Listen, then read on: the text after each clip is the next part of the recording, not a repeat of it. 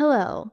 In this recording from our Justia webinar, Starting a Law Practice and How to Enjoy It, the basic building blocks to put you on the right foot, Charity Anastasio offers lawyers practical guidance on launching a practice, navigating key decisions, and building a strong foundation so that they can confidently start and grow their firms. Remember, if you'd like to see more Justia videos on law practice and legal marketing, be sure to subscribe to our channel. Well, welcome everyone. And thank you for having me. It's really nice to be here. It's super cold where I'm at in Baltimore. Shout out to anyone else in the freezing weather. I hope you are staying as warm as you can. I'm excited to be here and talking about how to start a law practice. I've been doing this work for 10 years, and I really, really love practice management advising. And this is really my passion. So it's really fun for me to share it with you all. I do welcome questions, and I probably will take them at the end unless I see one that I think is just very, very on point. So you already heard who I am, but I wanted to make sure you have my contact information, and you can feel free to send me an email or give me a call anytime. I'm also on LinkedIn. I don't say yes to all requests, but I'm not terribly good about answering on LinkedIn, but I do have it, and I will if you contact me there too. So what we're going to be doing today is talking about what are the must-haves to start taking clients, how to start making good technology choices for your firm. Really, can you start a firm on a shoestring budget, and what does it require? Deciding whether you are virtual or physical. We're going to just kind of go over all the things that a very small early practice is looking to make those decisions. And I added this, I want to talk about how to actually enjoy it. And so one of those elements is this really gets into it, the three hats. So the three hats concept, I'm not the first one to come up with it. Actually, my boss talks about it all the time. And it really comes out of this book, The E-Myth Attorney, which is this slim little volume that is not brand new, but it still has good information. And it's the basic notion. It has a lot of myths that it dispels, but the basic notion that sometimes us lawyers go into practice because we really want to be a lawyer. We really love that rumination, that deep thinking, that assisting clients in their toughest situation. And we don't always realize that when we're going in business for ourselves and we're thinking, finally, I'm going to get a chance to do it my way. I've been doing it other people's way all this time. Or like me, we think there's no good jobs out here in 2008. I'm going to give myself a better job than these are, which I did. We think that we're actually going to get to practice law, and that's all the job is going to be. And that's never all of the job for a small business owner. When I started practice, I had a brand new infant, and I thought, well, it's a great time to be part-time. And that was me completely not understanding what it is to be a small business owner, because there's no part-time to it. There's other hats that you have to wear. And so at the beginning, it's not as hard because you can kind of exchange them and transfer them quickly, but you also don't fully understand them. So let me set them out here. You got the lawyerly hat, the counselor in law, the lawyer's lawyer, the writer, all those things that we love. Then you have the entrepreneur, the person that is thinking about the vision and the mission of the business, where we're going to be in 5 years or 10 years, thinks about succession plans, thinks about growth, thinks about marketing a lot of the time. They are the rainmaker. And then you also have a hat that is the operations person, the manager, the person that is good at delegating and getting people involved and feeling attached to the purpose. Like, we have the vision come from the entrepreneur, but then we really get people involved in it when we're that manager and our systems and processes and making sure that it's not chaotic. Those three hats are essential to every business. And all of us have one or maybe two strong suits. I don't think I know anybody that has all three. I haven't met anybody that has all three. So this is just an understanding of what is actually required to run that business and a recognition that there are going to be blind spots, that it's human nature, that you're not going to have all aspects. And that really, when it comes down to it, you're going to have to think about how you fill those voids and see them when you can't see them because they're blind spots. So the first thing that you really need when you want to start a practice is your big idea. And it surprises me. Like I said, I've been doing this work for 10 years. I spend a lot of time talking with lawyers that already have practices now because Ayla has a lot of folks that have been in practice for a while before they start doing immigration, for example. I have some people that are still starting, but it's amazing to me how many people skip this. This is your business plan idea. And I've had plenty of people say to me, "Oh, but I'm just going to start a little firm." And and what they're saying to me is, "I just want to give myself a job, not a whole business." And you can give yourself a job, but your job is actually better if you just spend a little more time at least thinking through what the idea is. And the real purpose behind this is thinking, I mean, there's a lot out there about what a business plan is, but let me break it down to you in the way that I think about it, which is simple. I simplify things a lot, is who am I doing what for and why? Who am I serving? Who am I best to serve? Who are those real ideal clients for me? What am I especially skilled at doing for them? So there's an intersection with who you are and who your client base is.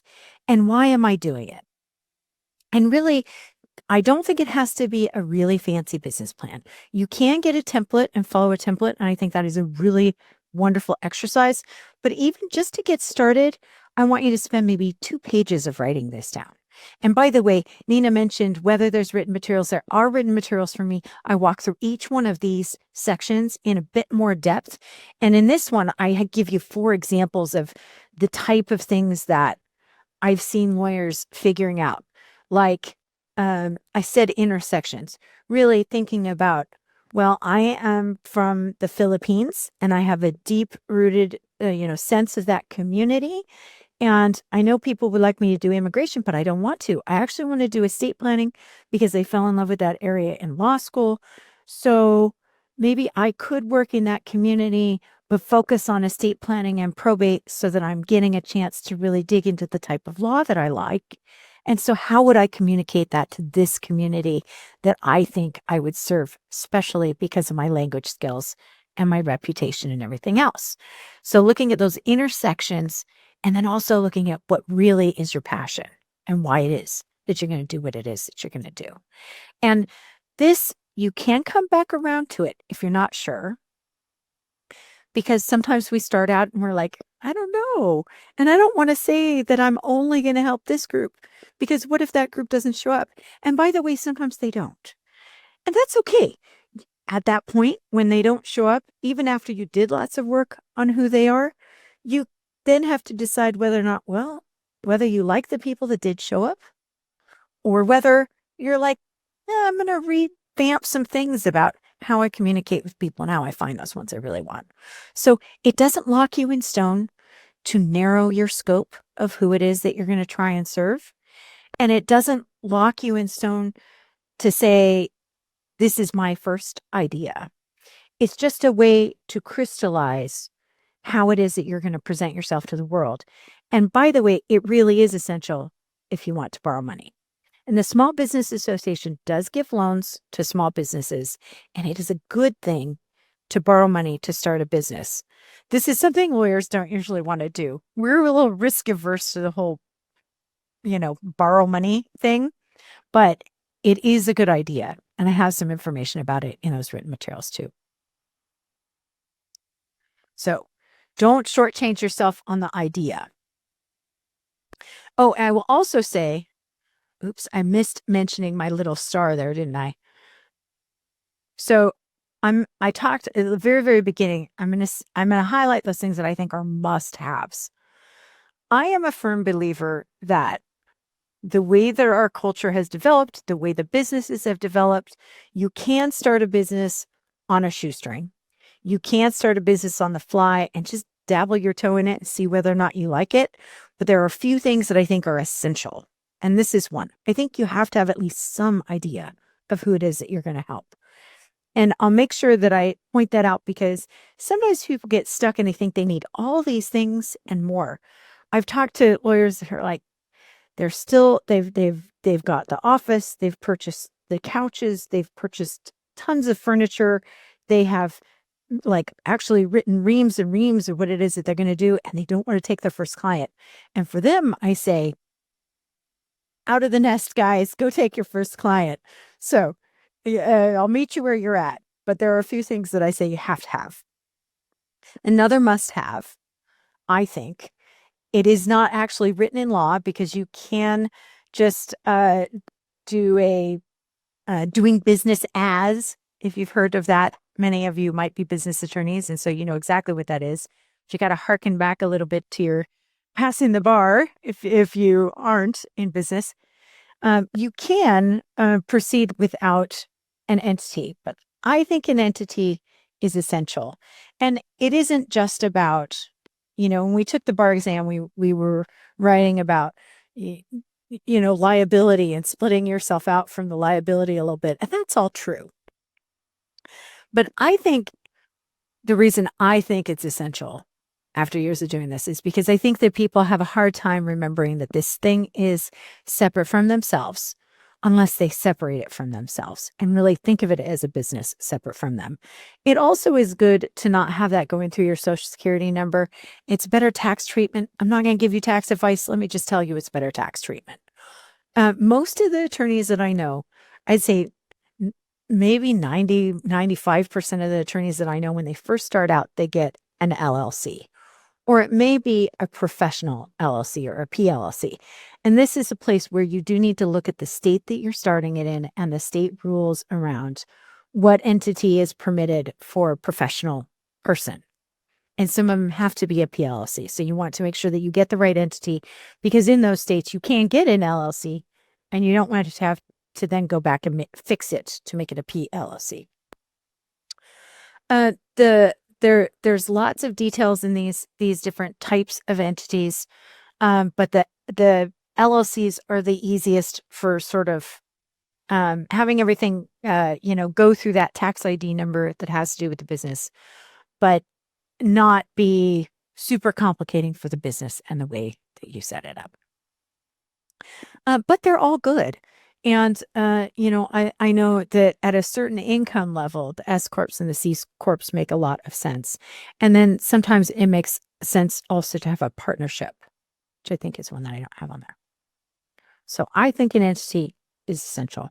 The entity is also good to get before you spend a whole lot of other money, because the tax treatment, again, you get to claim more deductions. Not giving tax advice, just saying, get it early. Another essential one. This is a must-have in my book, though it's not required in any state except for Oregon, and some provinces, or maybe all the provinces in Canada, which also require it. I believe that you must have insurance. And I know that many lawyers do go without it. Let me say that if you haven't been in practice, it is very affordable at the beginning. Professional limit liability insurance will be most affordable for you when you have very little experience, which is counterintuitive to us because we're used to driver's insurance, which is the opposite, right? Is the more experience you get, the cheaper your insurance is, because the better you drive and, the proof that you have no accidents. Whereas with the professional liability insurance, you will see it spike up about, for the first 5 to 7 years, you'll probably have it go up about 200 to 300%. So just know that it starts very small at maybe under 1,000, but that it will climb. The other thing is that they do see you sort of as the most risky around 5 to 7 years, because that's when you start getting very busy, confident, maybe overconfident, and overly busy.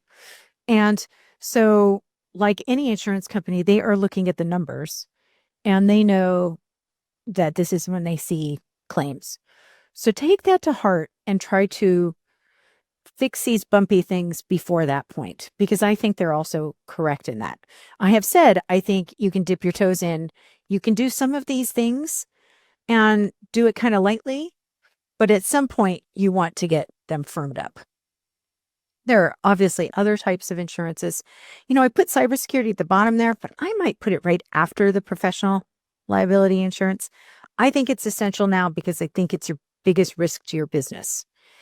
Because actually, even if you're small, uh, they don't mind. They'll send you an email and they will hope that you click on it. And it could halt the business for 4 to 6 to 8 weeks, and you can't do anything because everything is locked, and you can't resolve it until you get your data back.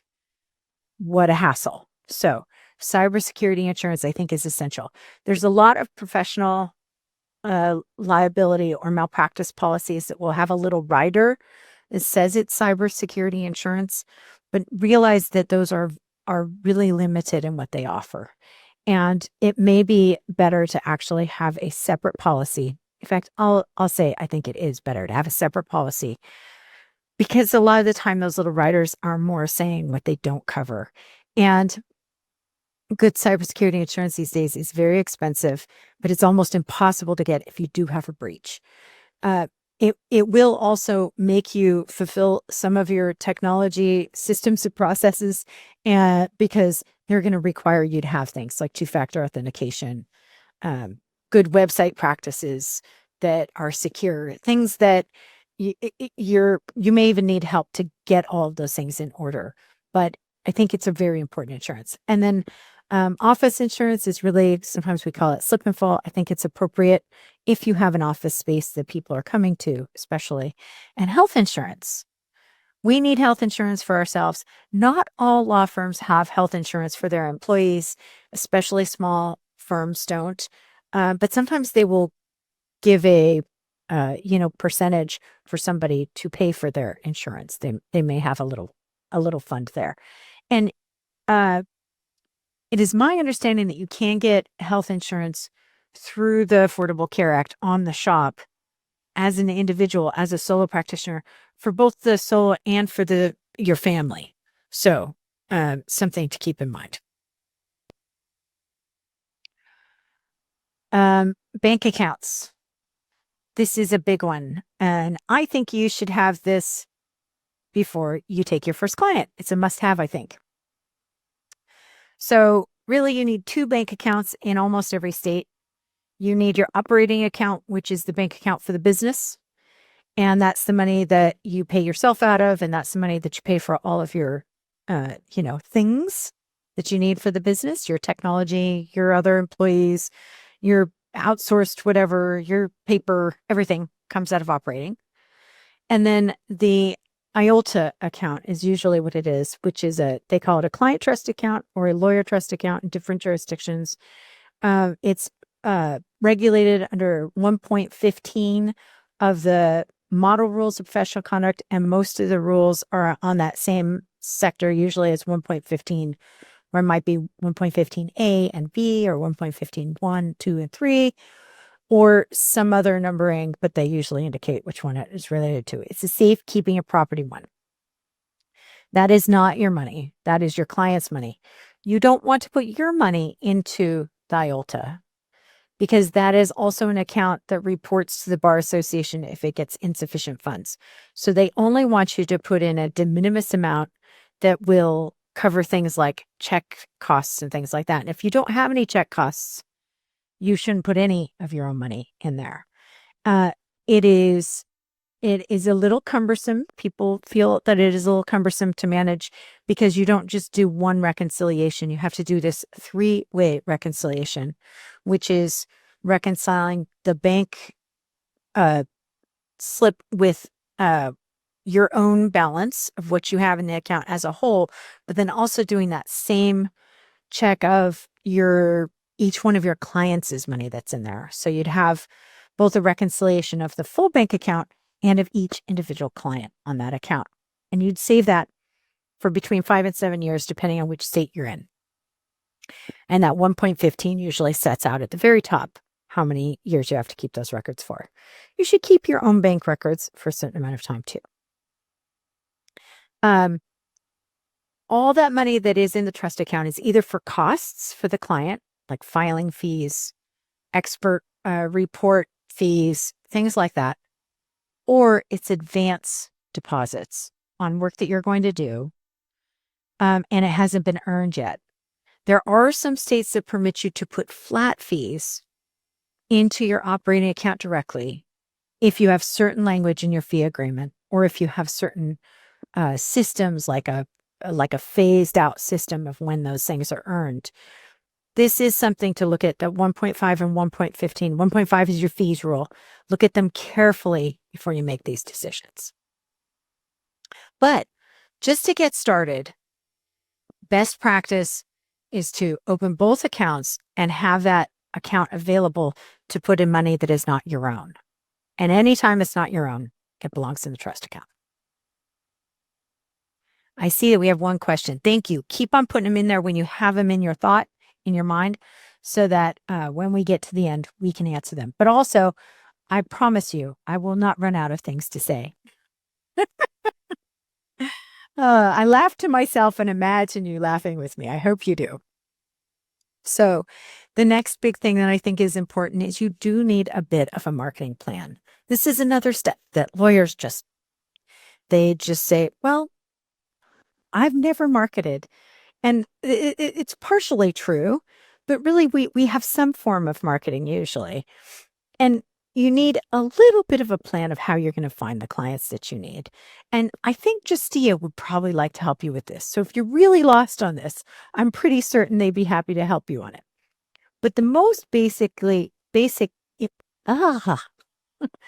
most basic marketing plan that I see that's the most common is that you have at least a business card, a website, and a LinkedIn page.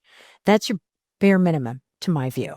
I think that if you are brand new at it, you can do a lot with the LinkedIn page, but at some point, a website gives you that street cred with people. And you say, well, but all my clients are going to come through referral. Well, the first thing that person that gets a referral about you usually does is they look you up online. They say, okay, I want to see if this person is legit. What is there about them? I want to see their face and their picture. If they find no picture, if they find no website, they usually go, are they really established?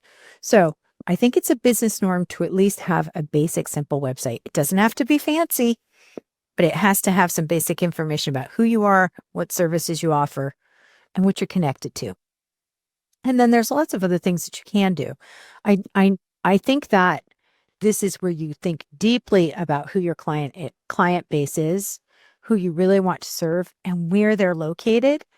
And I would say try not to spend a lot of money at the beginning, because there are many things that you can do for free, like on Facebook, on Instagram.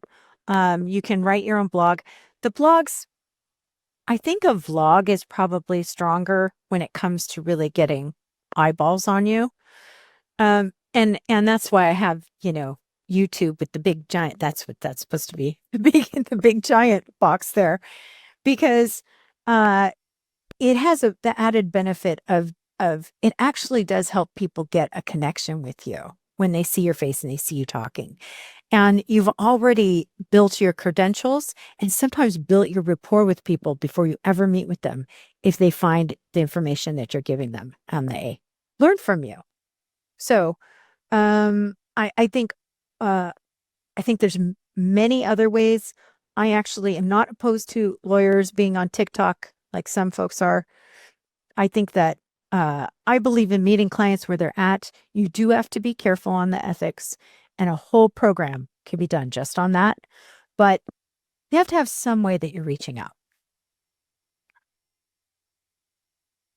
I will also say, really think about who is upstream of you with your clients. For me, I did that estate planning and probate. And for me, financial planners were wonderful referral sources because people usually go to them before they go to the lawyer. And my very favorite referral source was the one that would say, do you have estate planning documents yet? You do not? Okay, you have to go to Charity before I will even work with you. You have to go to Charity and get your estate planning documents in order first. Bless his heart. He sent me so much business. One person. So you never know who that person will be. Be nice to everybody. Um, you need some technology. I don't know why I'm splitting out hardware and software these days, but I do on this program. So bear with me on it. You need a laptop, a phone, a scanner, a printer. You probably don't need a fax machine, but you might need fax service that is online if you have certain types of practice areas where the systems are archaic and they continue to fax. So I have to admit, when I started at AILA, the American Immigration Lawyers Association, I started in 2016. Yes, it was 2016. I was floored that the federal government was still only taking paper filings for almost all things. And I have been in the state system for years, and I thought the states were way behind feds, but there are even some parts of the federal government that are doing things a little old fashioned. So you have to meet the practice area where it's at to a degree, and you could possibly need a fax service, but go for a service instead of an actual machine because it doesn't break down. You want to make sure you find a secure one, have some, referrals in the written materials. The scanner, I think a desktop scanner like your ScanSnap is a great way to start. It's about $500, maybe a little bit more with inflation now, maybe closer to $750, but it scans about 50 pages in 1 minute. That's front and back. You can put it in anywhere as a PDF. It does good scanning. It's one of those things that does one thing very, very well. And so ScanSnap, I think that's at the top of the list. Laptop and phone, I don't think you need a physical phone necessarily. Ayla actually uses Zoom phones. So I can do everything on conferencing and on the same system on phones. I think that's great. But a cell phone is a great way for a solo practitioner to start out. You're just going to need to make sure that you move that number to something that your staff can also work with at some point when you hire people, I think. And then a printer. I think you need a printer still. Maybe not. Maybe if you're super paperless, you can get those done somewhere if you have some place that does it very affordably. But maybe you don't need a big printer at the beginning.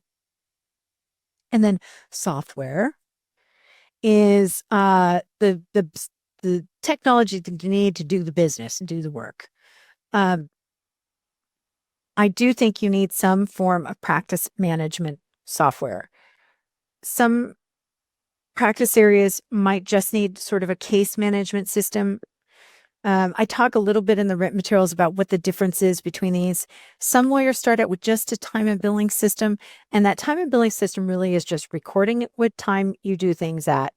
Maybe some client management of, who they are, how you contact them, and how you bill them.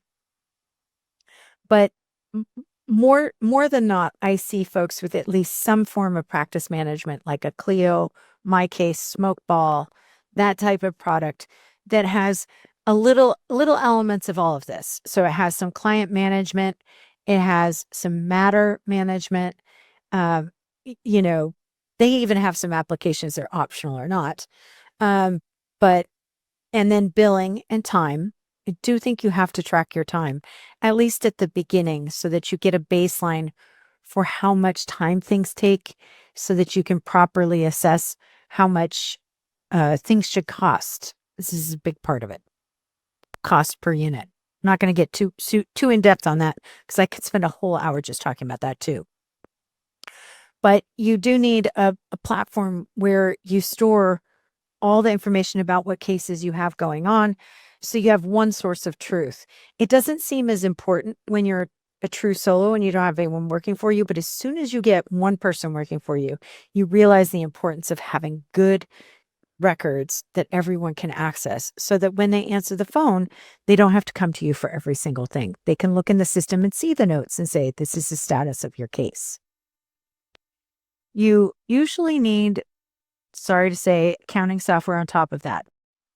because the practice management platforms will have some basic stuff about managing your money, but it doesn't have all the things that you need for that IOLTA. Remember, I talked about the lawyer trust account reconciliations that you have to keep for 5 to 7 years. It doesn't have as robust a system to give you the reports you need for that, and it usually doesn't have robust enough systems for the billing. It's good, but you actually need something that's really connecting to the bank. One option that I actually think is kind of interesting if you're really trying to minimize the cost of the technology is to look at Nota. Nota, just type in Nota, Nota, IOLTA, and you'll have it come up. It's actually a bank that is essentially, it's all online and it only does IOLTA accounts. And it's essentially created an online client portal, you being the client for them on this circumstance, that is also the software management for the trust account. So you could plausibly have a practice management platform and just that. And then I'm not totally sure what you do if you start hiring people and you have payroll. So you might need another software at that point, but worth considering. The other usual accounting softwares, QuickBooks obviously is the most common. Xero is another option. That's Xero with an X, Xero, that a lot of lawyers use. Microsoft Office, that's your 365. I think it's actually Microsoft 365 now. They always switch their name. It used to be Office 365, now it's Microsoft 365. Can't keep up. But I think it's essential. Some people do go in instead on the Google Suite, which I think they call these guys changed their name to Google Workspace, I think. Tell me if I'm wrong in the questions. Go ahead and tell me. I will not be offended. But that is just your office platform that's going to have all of your how you do email, how you do spreadsheets, both for clients and internally, how you do the work that you do written. The Microsoft Word is the thing that really makes the Microsoft product the clincher for me, because my Google Docs is good, but it's not as familiar for me, and it doesn't have as intricate of features of collaboration features of tracking changes, and it has a lot. I do know lawyers that use it though. It's still at least 55% in the Microsoft space. So for what it's worth. The other thing is, look at these products for the other things that they have that are newer, like Microsoft Teams, which is very similar to Slack. You could get the same features on Slack, but it wouldn't be integrated into your whole Microsoft space. So Teams would have video chat. It would have chat with your employees. And you can also have Microsoft Planner in there, which is essentially a Kanban board. You can assign different tasks through that. It's a really robust, flexible product that is, again, free with I believe, standard and all above of the accounts in the Microsoft.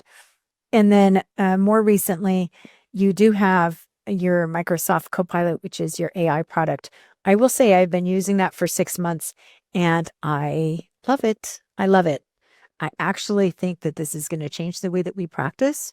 So even if you're going, "Oh, I'm not ready for AI," don't go, "Ooh, I'm not ready for AI." It's time to at least start picking it up and learning how to use it. I am fine with you not putting client data in right now because you're scared of having something go wrong and violating the rules. We absolutely don't want to do that. So you need some training before you start putting client information in, but there are hundreds of uses for it before you ever get to client data. Okay. I do think you need a PDF manipulator. I have Adobe Acrobat down there, but there are many products that are a little bit more, well, I shouldn't say there's many. I think there's only Kofax left, but there's a few that are about half the price of Adobe Acrobat, and you need something that's going to give you the ability to really make those documents professional and, fileable with the court and super sleek. And there might be things that are better than Adobe. So keep an eye out for that. You may need some applications that help you do the work. And then I already mentioned, I like the Copilot that is in the Microsoft product for artificial intelligence, but you may be interested in ChatGPT. A lot of lawyers like Claude AI, which is, I always forget, Anthropomorphic, I think is the company that's doing that one. It just seems to attract lawyers, the way that it talks. And then there's also, of course, I have it later, but there's also legal research. And that might have an artificial intelligence element as well. So don't be afraid of the artificial intelligence. It is, it doesn't always work right at the beginning, but keep trying. I want to make sure I stay on time because I feel like I could talk about that forever. I've already tipped you off that I think cybersecurity is your biggest risk to your business. And it's really partly to do with the fact that ransom requests used to be hardly anything, and now they're hundreds of thousands of dollars. And the criminals that do this have gotten a little bit more savage and harsh, and sometimes their response is, pay us money or we're going to post all of your clients' data online. And or maybe they do it even if they did get paid. They're pretty ruthless. So it can be very tough for a small firm's reputation. You really need PR help with it. Best defense is to not have it happen. But it also is ubiquitous. I started keeping every single one of the ones that I got for years, and I have well over 100. Since I started at Ayla, I think it's been since 2016, well over 100 in a slide deck. And some of them are terrible, like you'd never click on it. And other ones are incredibly crafty. And it really, your best defense is some serious vigilance, but also that two-factor authentication. It is a best practice now that you're not just using a password to get into a system. You are using also, for example, a number that is generated and changes repeatedly, or you're using a face, or you're using some other identifier. And the best two-factor authentications are not ones that are over text or email, because those are actually interceptable. The best ones are like the applications. And so Google and Microsoft both have applications that you can put other types of products into. And not all of the softwares and applications that are out there have two-factor authentication available, but you want to make sure that if it does, you're using it and that you're looking for products that do, because I think it's a best practice. The latest data that I saw from Microsoft said that it counters something like 97% of the attacks, not the phishing scam emails as much, but anything where they do have a password and they're trying to access can be countered by them not having that second password or second way to identify you. So two-factor authentication is a must. And then you need storage and backup. And really, one of those backups, I think you should have 3. One of those backups should be offline completely, because sometimes your online ones, if they are breached, will not be fixable, but your offline one could be if it's protected. And 3, because 2 can go down, believe it or not.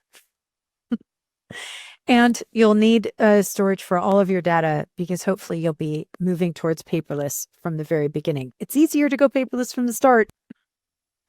And then you need encryption for certain things that are secure information. I think using a client portal with clients is your best practice as well, because email is like sending a postcard. I don't know if you saw that TED Talk, made big waves 10 years ago, and yet we still struggle with the email deluge. But getting clients to move towards the portal is safer. And then, of course, you need training. And I already mentioned cybersecurity insurance. So legal research, it's funny. I kept this picture, even though Fastcase is now VLEX. They've been purchased, and so it is old. But you need some form of legal research. I don't think you always need to pay for LexisNexis or Westlaw and LexisNexis have been the big companies for ages. I know a lot of small practitioners who, because of their practice area, those two they just don't fit, or they don't need them on a regular basis. It depends on how fast the law that you have changes. It depends on whether you have access to it somewhere else. So do investigate. Go into that idea again, go into the specific idea of who you're going to be helping and why you're helping them and how you're going to help them. And you might have a more affordable way at the get-go. And the reason I put Fastcase here is almost every state has at least one form of legal research that is free for you. And so look at where you're barred and what other associations you belong to and see whether or not they have a benefit that is sufficient enough. I know many lawyers that continue to actually go to law libraries. I know, it's shocking, but they do. They go to law libraries and they research certain things when they need to. So I think it's something that if you're dipping your toe in, remember, I'm talking about what's essential and what's maybe can wait. This one can wait for a very small firm for certain practice areas, but not for others that require regular research. Now, every time I do this program, I debate whether or not I should put forms and templates in the must-haves. And so my compromise with myself this time was that I made fee agreements bold, because I do think you need a fee agreement. I think that before you take your first client, you should have the agreement in writing. It is a best practice. It's really there to protect you and the client and to help that relationship, harken back to the bar exam again, the meeting of the minds, so that you two really do know what the agreement is and what to do if stuff hits the fan too. Fee agreements, some of your state bars will have a sample or multiple samples. Just remember that those samples are only samples. They're always too simple. You always have to modify them and get that idea in there. And also really realize that the way that they are doing the scope of representation is usually oversimplified, and that you want to have a little bit more spice and clarity on what it is that you're doing for people. I think of the fee agreement as part of your marketing plan and where you prove your value. So I could spend, I actually do workshops on fee agreements that are like 4 hours. I know it's terrible. I nerd out on them 100%. So I could spend way too much time talking about this. I will say you need a fee agreement. If you are at a firm and you have a fee agreement from them, please get permission before you take that fee agreement and make it your own, because it is their work product, even if you've been doing it for years. So keep that in mind. And then anything that is a common deliverable is really good to have. Sometimes you can get this from your software. Certain practice areas do best when they have these sort of templated softwares. The immigration lawyers that I work with, absolutely. I think 85 or 95% of them have software that's going to help them with the forms with the government, because they have to put the same information in about 6 times in different places. So much easier to put it in once. It's going to save you tons of time. Estate planning, if I did it again, I wouldn't use just templates from Word, which is what I had back in the day, 2008. Don't blame me. I learned a lot since I started doing this work, but there are really good softwares now that I would use if I was going to go in and do it again. And decision letters, disengagement and non-engagement letter. This is really a disengagement or non-engagement letter is very simple. Maybe it says, we met on such and such a day and you had a consultation. I considered your case, but I'm not going to be taking it. I'm not your attorney. And I think you should go see X, Y, and Z. And remember, you have a statute of limitations coming up, something like that. Or you may have a statute of limitations, keeping away from giving them any advice. Closing letters. This is really wrapping up the representation. And a template for this, I think, is helpful because each practice area has different little things that you do. But the main goal of it is tell them whatever they have left to do, what you did for them, what they have left to do, and that I'm not your lawyer anymore. And please send me people, and you can always come back to me when you need to do this again or something. And common documents. So you don't need all this in place. Maybe just that fee agreement, right? Or maybe certain ones that you're going to be doing. Policies and procedures manual. This is one that lawyers skip often. I see, especially solos. They go, why would I write this stuff down? I know what needs to be done. But the second that you hire somebody, even if they're just a vendor, they're going to come to you and they're going to ask you. And the reason they're asking you is that you are their instruction manual because you don't have one to give them. The good news is I've plugged AI a couple times here. This is something that AI can do for you that is wonderful at it because it's looked at a zillion different sort of things like this. And so you can say, write me a policy and procedure for work from home. Oh, I want you to do this with it. Oh no, take that out, put this in. Like this is a wonderful place to use a product like that that's going to make it faster and easier.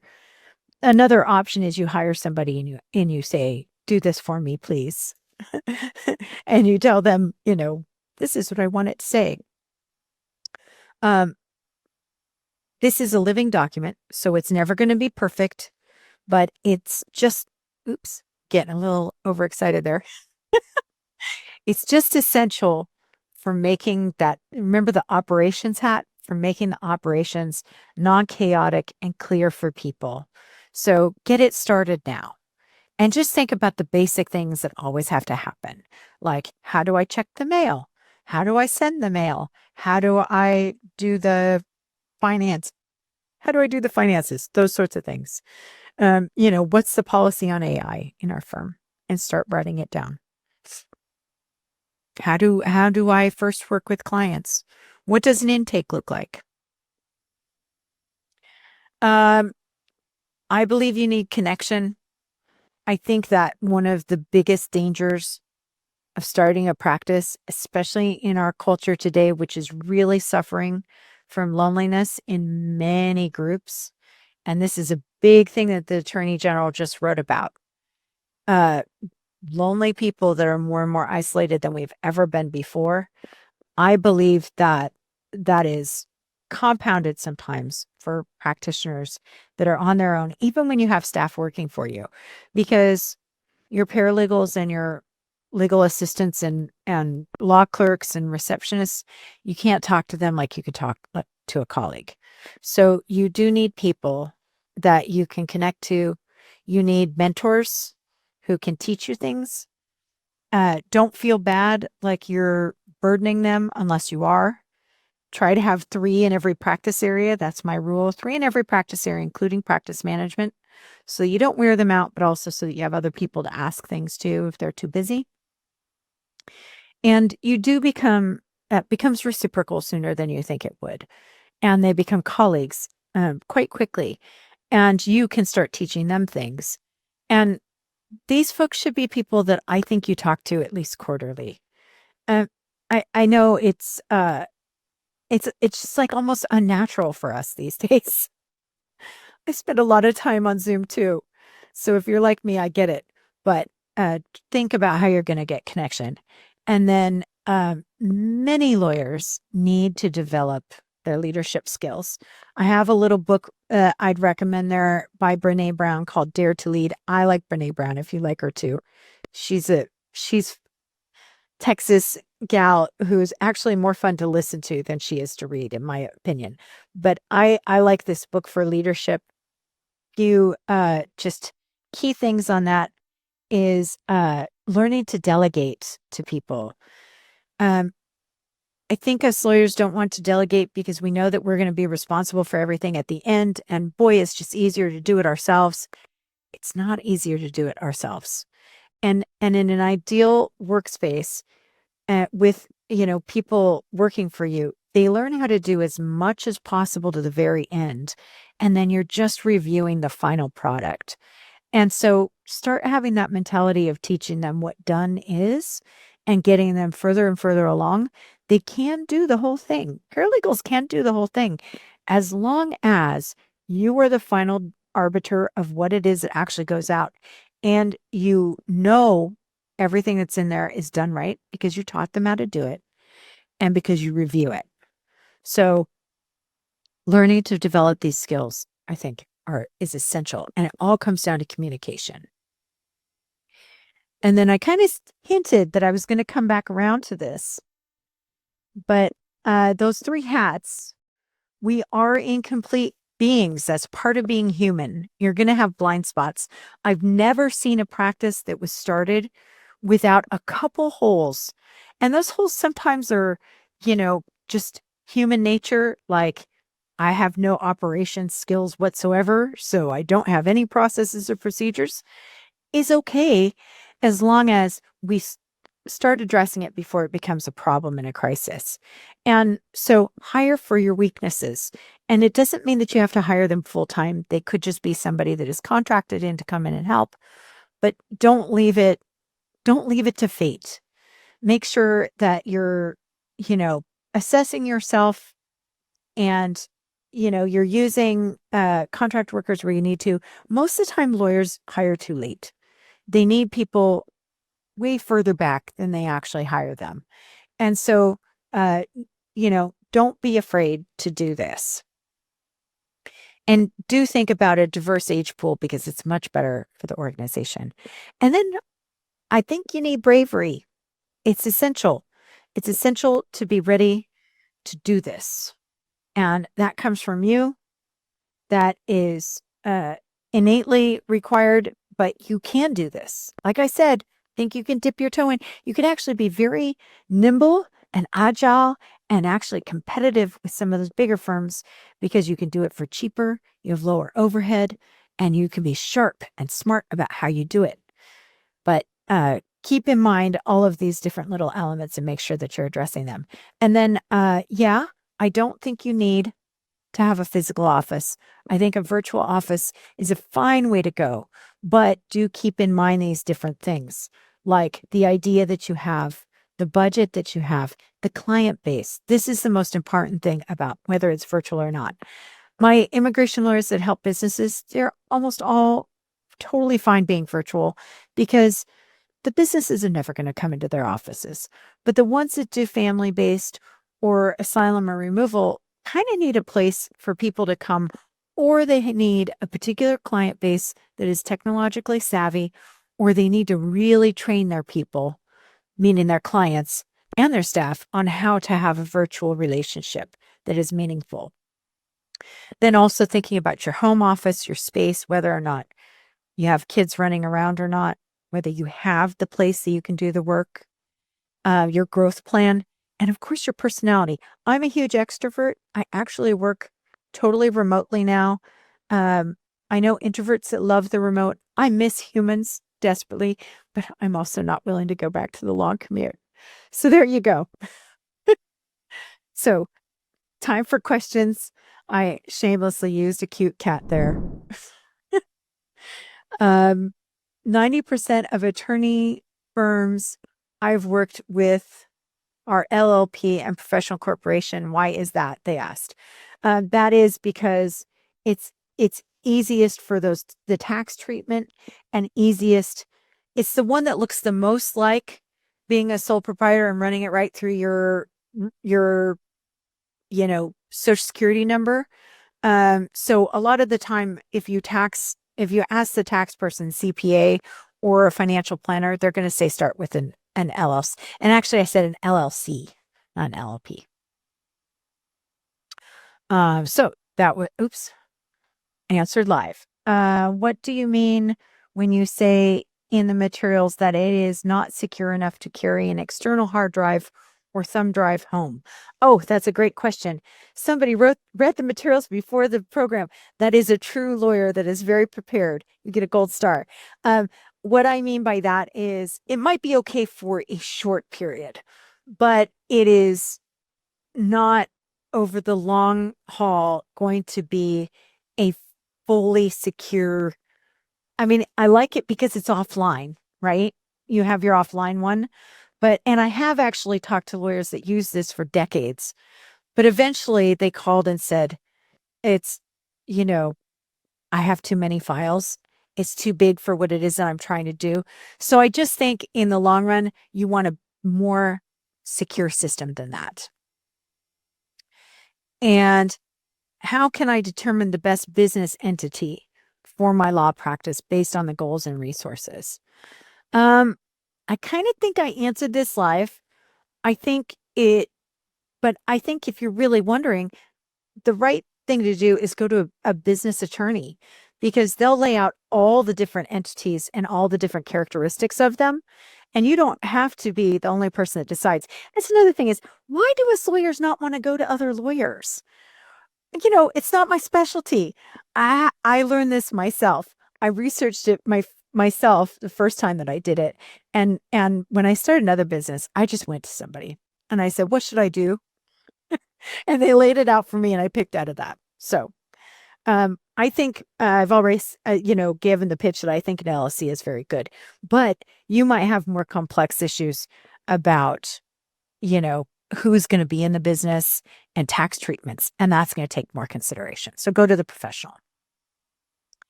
Can you weigh in on Mac versus PC debate? Have you seen any small law firms on Mac products or is it best to just stick with the most commonly used? Great question. So, I do I'm a PC person. I stumble around on Mac, except for my phone, which is a total iPhone. Um, I have seen law firms thrive in the Mac universe. The only not great piece of it is I don't love the Microsoft Office version that ends up on Mac. It's just it's not as user friendly for most of the people that are on it. But my boss, he insists on it. He's on an Apple no matter what. He's Apple or die. So I think you can run an office on both, but I think that you do want to plan out what other products am I using and how is it going to function well with them. And so if you want to do the Mac verse, do the whole Mac verse. Hopefully that's enough. I know we're running up against time, but I think, a couple more questions I can answer. Okay. What are the essential steps to ensure compliance with ethical obligations before taking on your first client? I laid them out already, I think. Your fee agreement should be in place. You should have malpractice insurance. You should really understand what it is that you're doing for people. And you should always, my other thing is always keep your little antenna up for those ethics issues because they do arise. And one of the things that I did is I'd always have in my first consult, the way that I'd always start them is I'd tell them what confidentiality is and conflicts of interest if there were two of them, because I did a lot of representation with married couples. And I just had a script that I do every time. So I would say devise those scripts and also, really get sensitive about what you're going to do with them and the antenna. Keep the antenna.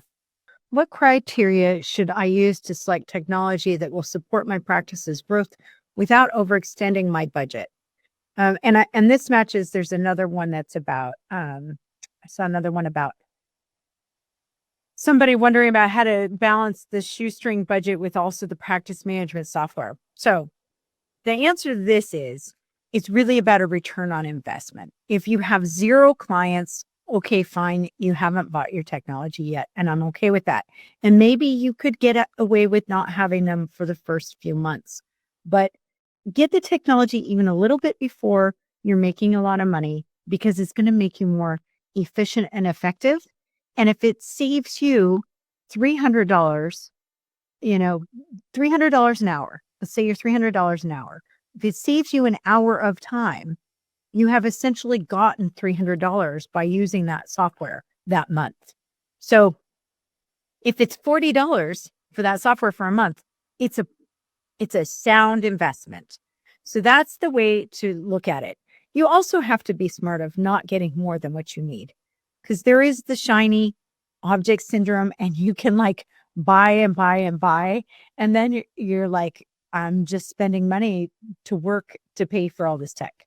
So making sure it's stuff that you need, and really going back to those basics that I said, you just need the basics for now. There's a whole bunch of other stuff that you could get, but just get the basics. Let's see. What are the most cost-effective cybersecurity measures I can implement to protect my clients and data and comply with confidentiality rules? First one is the two-factor authentication that I talked about. Absolutely have to do that. And the other one is just, one thing that you can do, KnowBe4 is a great organization. It's KNOU, not good at spelling out loud, but KnowBe4, and the number 4 is the last part. They have free tests that you can take that help people understand what the phishing scams that are out there are and make sure that they're being vigilant about them. They have a free email that they regularly send out that tips you off to things. And those are good things to take advantage of and maybe eventually purchase when you have staff that really need to be trained on a regular basis. And then just staying super vigilant. And, I noticed that some lawyers kind of want to put their heads in the sand about it because, oh, I know that. But there are new things that come out. Staying on top of it and not being afraid of it, and just being really smart about how you do things. Not opening every attachment that is sent to you. That's the first one. Don't do that. What tips can you offer to maintain a healthy work-life balance and actually enjoy the process of running your own practice? So that's a really good question, because I didn't ever talk very much about the enjoyment. I do think it was integrated in there a little bit. The biggest thing is having a connection to people, and also remembering that you are your own boss and you get to set your own work schedule. I wasn't great about this when I first practiced, and I was working Saturdays because I thought that clients would like it. And then I realized that I was working almost all my Saturdays. And I thought, do I really need to? Because I have a lot of clients. And I decided the next year I was just not going to do Saturdays. And the only client that complained was one that was from previous, who had Saturdays available, right? They didn't mind. They don't mind. So you get to set your own schedule. You do need to make sure that you do those vacations. It's also about having a life outside of the practice and actual hobbies, dorky little hobbies. That's my theory. I do also want to remind you all, as I did at the top of our presentation, the services that are available to you through our website platform, Justia Elevate. It's our innovative, feature-packed website solution designed specifically for law firms. It's built on a powerful WordPress-based platform and includes many features to help your law practice, including the Justia AI content writer to help you generate high-quality content easily, as well as our AI-powered Justia chat to give you a whole new way to connect with clients. And the best part, you can pay as little as $82.50 per month when paid annually for this website service. If you do want to learn more about the pricing for what it would be for your firm, you can visit us at elevate.justia.com/price. And you can also always give us a call at 888-587-8421. Thank you so much and have a wonderful rest of your day. Thanks for watching. We hope you enjoyed this video, and if you did enjoy it, please click the like button and subscribe to our channel for more videos on law practice and legal marketing. See you in our next video.